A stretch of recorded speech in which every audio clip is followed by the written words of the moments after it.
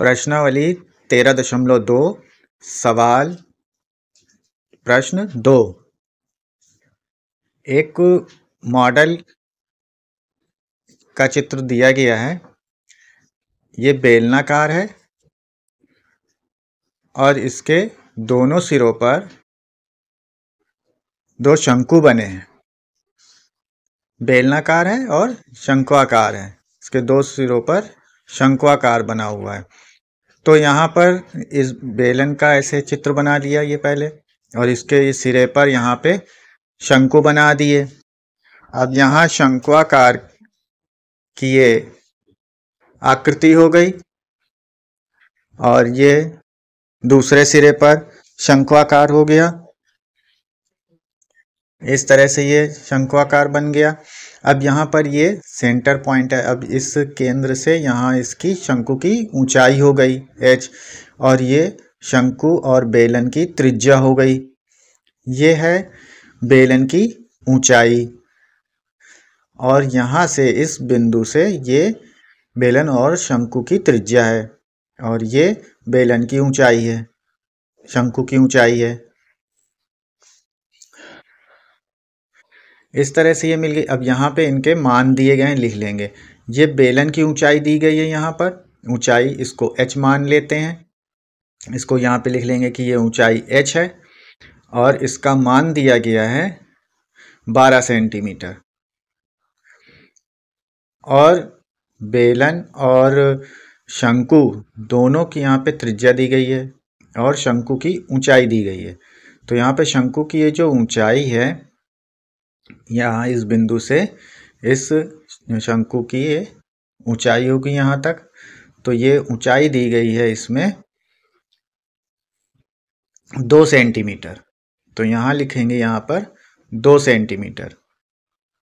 ये शंकु की ऊंचाई है h बराबर ये हो गया 2 सेंटीमीटर। अब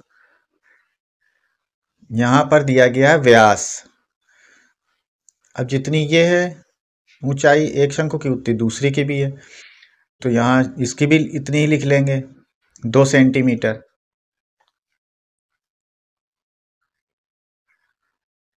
यहाँ पर दिया गया है व्यास, तो ये है शंकु का व्यास। व्यास यानी ये बेलन का और शंकु का व्यास एक ही है। यहाँ से इतनी ये हो गई व्यास। व्यास दिया गया है 2 यहाँ पे d बराबर लिख लेंगे 3 सेंटीमीटर।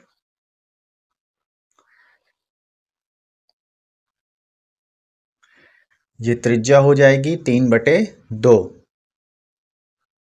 यानी व्यास का आधा। त्रिज्या व्यास की आधी होती है, तो 3/2 लिख लिया। अब यहाँ पर क्या करना है कि इस पूरे का आयतन निकालना है।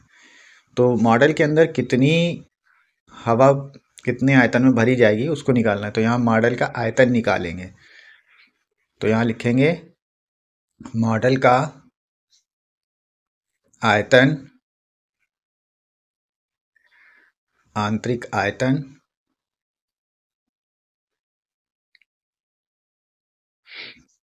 बराबर बेलन का ये आयतन निकालना है।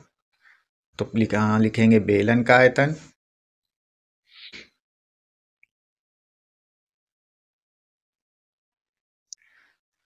और प्लस किया जाएगा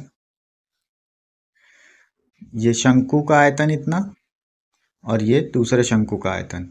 यहाँ 2 शंकु हैं तो 2 से गुणा कर देंगे एक शंकु के आयतन में, तो 2 गुना हो जाएगा, दोनों का आयतन निकल आएगा। तो 2 गुणे शंकु का आयतन।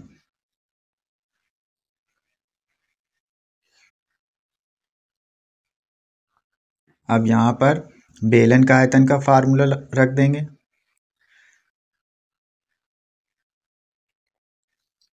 πr²h ये बेलन का आयतन हो गया, प्लस अब 2 गुणे शंकु का आयतन 1/3 πr²h।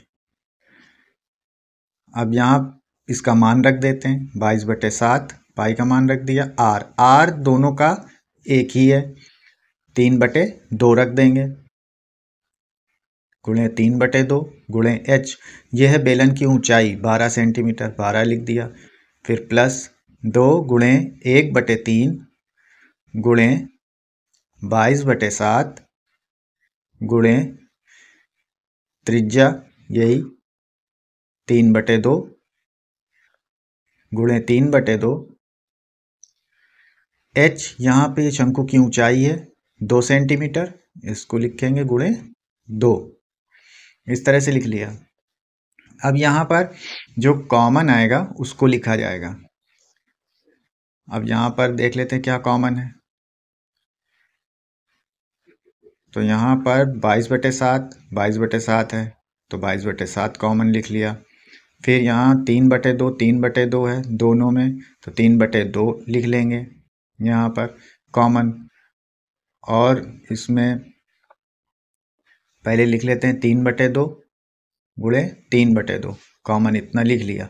अब इसके बाद यहाँ पर देखो 12 है यहाँ पर और इधर 2 है, तो यहाँ से 2 कॉमन मिल जाएगा और लिख लेंगे। और भी मिल सकता है लेकिन अभी इतना ही लिखेंगे।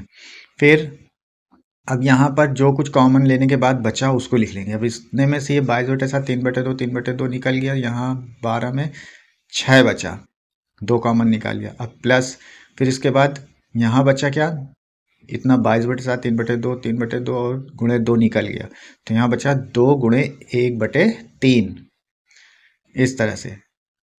ये सब तो कॉमन में चला गया इतना पूरा इसके साथ। तो अब ये कॉमन का जब चला गया तो इतना ये हिस्सा बचा, इतना लिख लेंगे। अब इसे हल कर लेना है। इसको सबको ऐसा ही लिखेंगे, इन सबको। यहाँ पे 2 से 2 कट जाएगा, 2 से ये कट जाएगा, इसको हल कर लेना है।